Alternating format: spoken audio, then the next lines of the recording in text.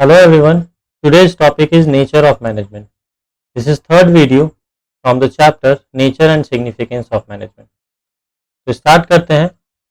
I am Manoj and welcome to my channel eat late.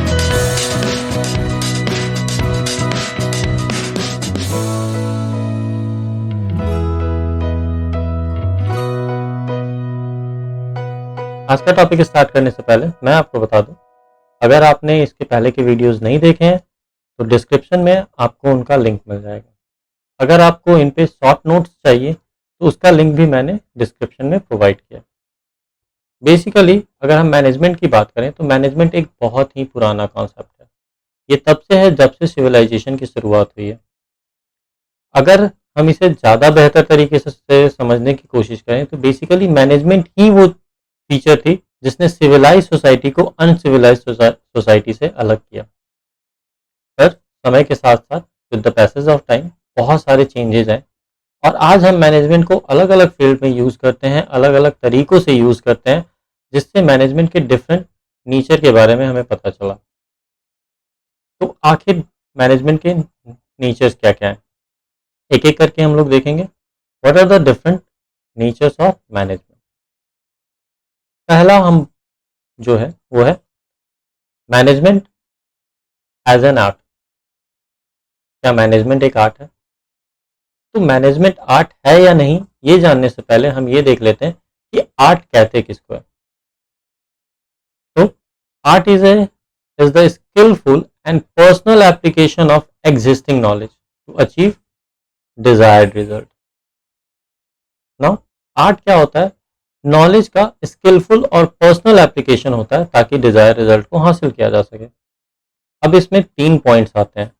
पहला है हमारा एग्जिस्टेंस ऑफ थ्योरेटिकल नॉलेज.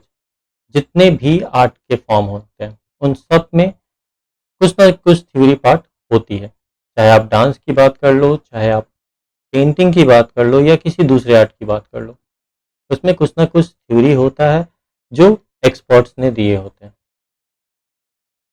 दूसरा इसका पॉइंट है पर्सनलाइज एप्लीकेशन. आर्ट का जो यूज़ होता है, आर्ट का जो एप्लीकेशन होता है वो डिपेंड करता है उसे यूज़ करने वाले पे, उसे अप्लाई करने वाले पे. अगर हम सेम म्यूज़िक और सेम सॉन्ग की बात करें तो उस पर अलग अलग लोग अलग अलग तरह से डांस परफॉर्म करते हैं. एक ही कलर का इस्तेमाल करके अलग अलग आर्टिस्ट अलग अलग पेंटिंग्स बनाते हैं. तो इससे ये पता चलता है कि वो सब जो भी थे, चाहे वो एक आर्टिस्ट हो जाए या एक डांसर हो जाए, उन लोगों ने अपने पर्सनल वे में उस आर्ट को यूज़ किया है. तो इसका पर्सनलाइज्ड एप्लीकेशन होता है. थर्ड इसका फीचर जो है वो है बेसिकली आर्ट बेस्ड होते हैं प्रैक्टिस और क्रिएटिविटी पे. आर्ट को सीखने के लिए, उसमें परफेक्शन लाने के लिए बहुत ज़्यादा प्रैक्टिस करने की ज़रूरत होती है और साथ ही साथ आपको क्रिएटिव भी होना पड़ता है. तो ये बेसिकली आर्ट के फीचर्स हैं, इससे हमें आर्ट के बारे में समझने में मदद मिलती है. तो अब हम देखते हैं क्या मैनेजमेंट एक आर्ट है. तो अगर हम पहला पॉइंट देखें तो वो ये कहता है कि बेसिकली बहुत सारे लिटरेचर मैनेजमेंट में भी अवेलेबल है, बहुत सारी थ्योरीज मैनेजमेंट में भी अवेलेबल है जो अलग अलग एक्सपर्ट्स ने दिए हैं अलग अलग फील्ड के बारे में. जैसे मार्केटिंग से रिलेटेड थ्योरीज आपको मिल जाएंगे, फाइनेंस से रिलेटेड, ह्यूमन रिसोर्स से रिलेटेड और बहुत सारे मैनेजमेंट के दूसरे फील्ड से रिलेटेड भी बहुत सारी थ्योरीज और लिटरेचर आपको मिलेंगे. और मैनेजर्स को इन्हें सीखना पड़ता है, इसमें स्पेशलाइज होना पड़ता है. तो जो पहला फीचर है आर्ट का वो परफेक्टली अप्लाई होता है यहाँ. अगर हम दूसरे फीचर्स की बात करें, सेकेंड फीचर की बात करें, तो बेसिकली मैनेजमेंट के जो प्रिंसिपल होते हैं वो यूनिवर्सली एप्लीकेबल होते हैं. बट हर मैनेजर कंडीशन और सिचुएशन के अकॉर्डिंग उसे अपने तरीके से यूज़ करता है ताकि वो गोल को अचीव कर सके. तो यहाँ मैनेजमेंट को लोग पर्सनलाइज वे में यूज़ करते हैं, यानी सेकेंड फीचर जो है आर्ट का वो भी यहाँ अप्लाई होता है. अगर हम थर्ड फीचर्स की बात करें तो मैनेजमेंट बेसिकली डिपेंड करता है एक्सपीरियंस पे. और ये एक्सपीरियंस मैनेजर्स को मिलते कहाँ से? तो प्रैक्टिस के थ्रू. सालों की प्रैक्टिस जो होती है मैनेजर की, उनसे वो एक्सपीरियंस गेन करते हैं और ये समझते हैं कि कैसे किसी भी कंडीशन को हैंडल किया जाता है. और फिर उन्हीं एक्सपीरियंस को, उन्हीं प्रैक्टिसेस को वो अपने वे में, अपने क्रिएटिव वे में अलग अलग जगहों पे अलग अलग तरीके से यूज करते हैं। तो इस तरह से आर्ट के सारे फीचर्स मैनेजमेंट में अप्लाई होते हैं, बिल्कुल सही तरीके से। तो कह सकते हैं हम कि मैनेजमेंट एक फुल फ्लेज्ड आर्ट। तो यहाँ पे हमें ये तो पता चल गया कि मैनेजमेंट एक आर्ट है, पर क्या मैनेजमेंट साइंस भी है? तो ये हमें पता चलेगा नेक्स्ट टॉपिक में। Management is a science. क्या मैनेजमेंट एक साइंस है? तो ये जानने से पहले हम ये जानते हैं कि साइंस होता क्या है। तो साइंस बेसिकली एक सिस्टमेटाइज्ड बॉडी ऑफ नॉलेज होता है। ओके, एक सिस्टमेटाइज्ड बॉडी ऑफ नॉलेज होता है जो कुछ जनरल ट्रूथ को एक्सप्लेन करता है। अब ये जनरल ट्रूथ क्या होते हैं? जैसे फोर्स ऑफ ग्रेविटी, ग्रेविटी की बात कर लेते हैं हम लोग, या फिर न्यूटन के जो रूल्स हैं, every action has equal and opposite reaction, इस तरह की जितने भी चीज़ें हैं ये जनरल ट्रूथ है और साइंस उन्हीं को एक्सप्लेन करता है। ठीक है, तो बेसिकली अगर हम इसमें देखें तो इसके भी तीन फीचर्स हैं। पहला क्या फीचर है? ये एक सिस्टमेटाइज्ड बॉडी ऑफ नॉलेज होता है। इसमें हर चीज़ एक सिस्टम में होता है। बेसिकली जो साइंस में हम लोग पढ़ते हैं वो क्या पढ़ते हैं? Cause and effect relationship. अगर कुछ हुआ है तो उसका कारण क्या है? जैसे अगर एप्पल ऊपर से नीचे गिरा तो उसका कारण क्या था? ग्रेविटी। तो साइंस इन्हीं ट्रुथ को सर्च करता है और इन्हीं को एक्सप्लेन करने की कोशिश करता है। इसका दूसरा फीचर है principles based on experimentation. Basically जो भी प्रिंसिपल डेवलप किए जाते हैं साइंस में वो बेस्ड होते हैं एक्सपेरिमेंट्स पे। अब इसका मतलब क्या है? सिंपल सी बात है, साइंटिस्ट फिजिसिस्ट होते हैं वो क्या करते हैं?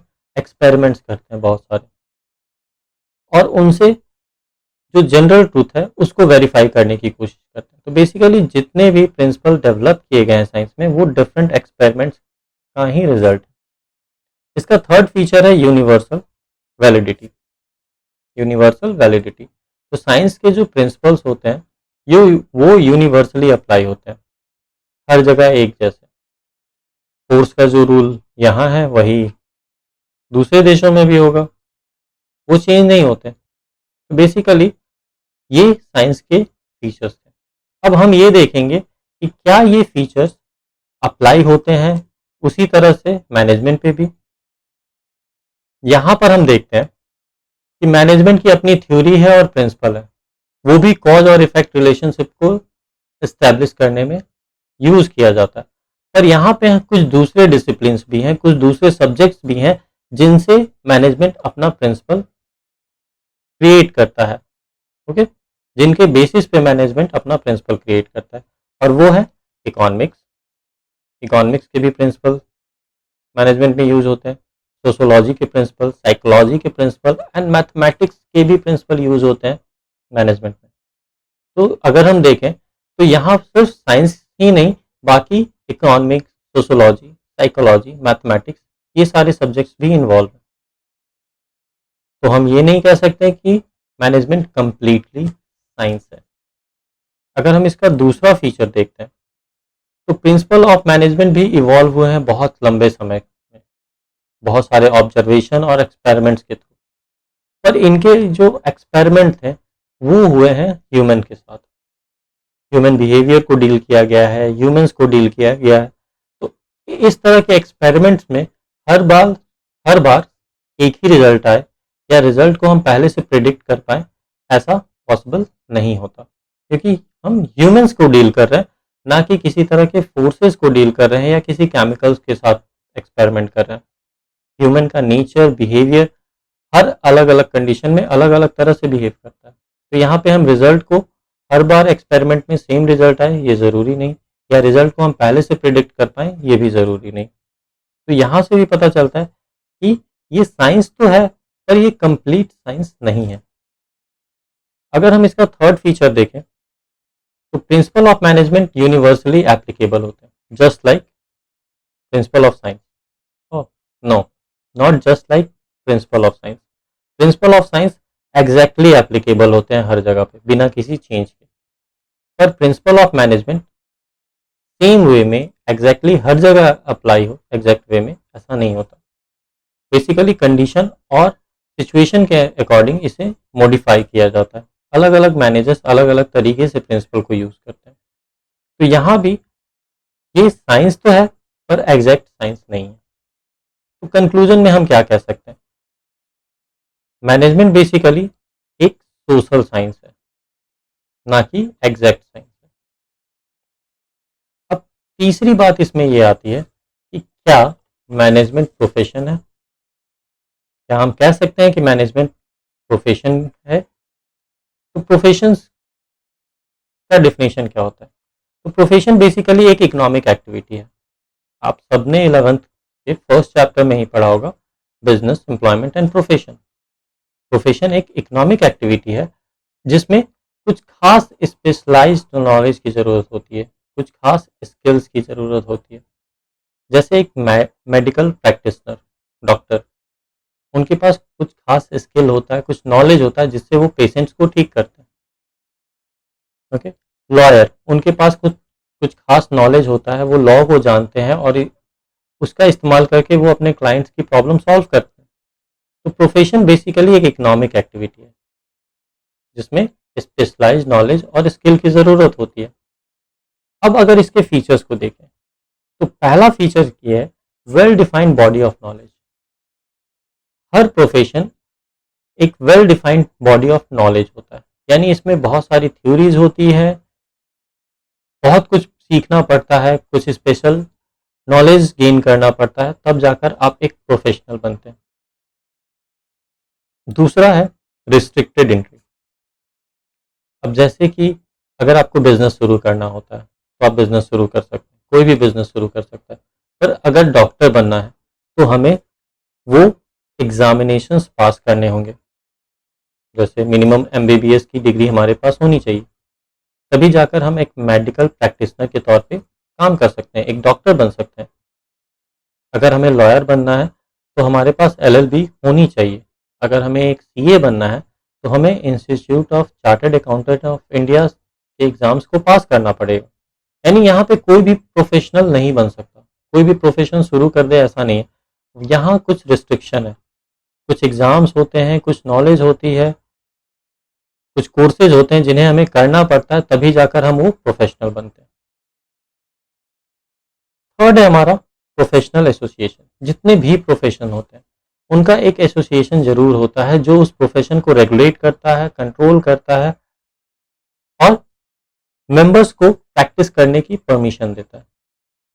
जैसे कि अगर हम सीए की बात करें तो सीए के लिए institute of chartered accountant of India है। अगर हम लॉयर्स की बात करें तो बार काउंसिल ऑफ इंडिया है। तो बेसिकली किसी को भी प्रोफेशनल के तौर पे काम करने के लिए उस प्रोफेशन से रिलेटेड एसोसिएशन का मेंबर बनना पड़ता है और ये कंपलसरी है। नेक्स्ट है एथिकल कोड ऑफ कंडक्ट। जो प्रोफेशनल एसोसिएशन होते हैं वो कुछ कोड ऑफ कंडक्ट बनाते हैं अपने मेंबर्स के लिए, अपने प्रोफेशनल मेंबर्स के लिए, और हर मेंबर को उसे फॉलो करना पड़ता है। Service motive. सर्विस मोटिव में यह है कि जो प्रोफेशनल होते हैं वो बेसिकली अपने क्लाइंट को सर्विस प्रोवाइड करते हैं अपने स्पेशलाइज्ड नॉलेज और स्किल के बेसिस पे, ताकि उनके क्लाइंट की प्रॉब्लम सॉल्व हो सके। तो इस तरह से हम देखते हैं कि प्रोफेशन के डिफरेंट 5 फीचर्स हैं। अब हमें ये देखना है कि क्या ये पांचों फीचर्स मैनेजमेंट पे अप्लाई होते हैं या नहीं होते हैं। तो एक एक करके हम लोग देखेंगे। पहला है हमारा body of knowledge. Basically management में भी बहुत सारी थ्योरीज होती है, बहुत सारी प्रिंसिपल्स होते हैं, बहुत सारे प्रिंसिपल्स होते हैं जो कि मैनेजमेंट एक्सपर्ट द्वारा फॉर्मुलेट किए गए हैं, बनाए गए हैं, काफ़ी लंबे समय से बनाया जाता रहा। तो इन्हें सीखना पड़ता है, इन्हें समझना पड़ता है, इसमें स्पेशलाइजेशन हासिल करनी पड़ती है। तो पहला हमारा फीचर मैनेजमेंट पे अप्लाई होता है, बॉडी ऑफ नॉलेज। सेकेंड है रिस्ट्रिक्शन। बेसिकली एक मैनेजर बनने के लिए ज़रूरी नहीं कि आपने एमबीए कर रखा हो। कोई भी आदमी मैनेजर बन सकता है, चाहे उसके पास कोई एकेडमिक क्वालिफिकेशन हो या ना हो। तो बेसिकली मैनेजमेंट में किसी तरह का कोई रिस्ट्रिक्शन नहीं है। तो यहाँ पे हम देखते हैं कि मैनेजमेंट प्रोफेशन की तरह बिहेव नहीं कर। थर्ड की बात अगर हम करें, थर्ड फीचर, तो मैनेजमेंट में एसोसिएशन है, जैसे ऑल इंडिया मैनेजर एसोसिएशन, पर सारे मैनेजर्स को उसका मेंबर बनना कंपलसरी नहीं है, जैसे कि बाकी प्रोफेशन में होता है। आपको एसोसिएशन का मेंबर बनना ही पड़ता है, तभी आप एक प्रोफेशनल के तौर पे प्रैक्टिस कर सकते हैं। पर यहाँ पे ऐसा कुछ नहीं है कि सारे मैनेजर्स को एसोसिएशन का मेंबर बनना ही पड़ेगा। ठीक है, तो थर्ड फीचर भी अप्लाई नहीं होता मैनेजमेंट पे। अगर हम फोर्थ फीचर की बात करें, तो मैनेजमेंट में बेसिकली कोई कोड ऑफ कंडक्ट नहीं होता। मैनेजमेंट बेसिकली कंपनी के रूल के अकॉर्डिंग काम करते हैं। और फिफ्थ फीचर की बात करें, तो मैनेजमेंट सर्व करता है सोसाइटी को, पर एट द सेम टाइम उसका ऑब्जेक्टिव ये भी होता है कि वो बिजनेस के प्रॉफिट को मैक्सिमाइज करे। तो अगर हम देखें तो पांचवा फीचर भी यहाँ पे कंप्लीट वे में अप्लाई नहीं होता। तो हम कह सकते हैं कि मैनेजमेंट प्रोफेशन नहीं है, क्योंकि सिर्फ एक फीचर है प्रोफेशन का जो मैनेजमेंट पे पूरी तरह से अप्लाई होता है, पूरी तरह से फिट बैठता है। बाकी के चारों प्रोफेशन, सॉरी, बाकी के चारों आपके जो फीचर्स हैं वो बिल्कुल अप्लाई नहीं होते हैं मैनेजमेंट पे। तो मैनेजमेंट एक प्रोफेशन नहीं है। पर यहाँ पे एक खास बात है कि मैनेजमेंट को तेजी से प्रोफेशन के बनाने की कोशिश की जा रही है। तो मैनेजमेंट तेजी से प्रोफेशन वाले डायरेक्शन में मूव कर रहा है। तो इस तरह से हम देखते हैं कि मैनेजमेंट को हमने तीन अलग अलग चीज़ों पे चेक करने की कोशिश की। Management is an art, management is a science, management is a profession.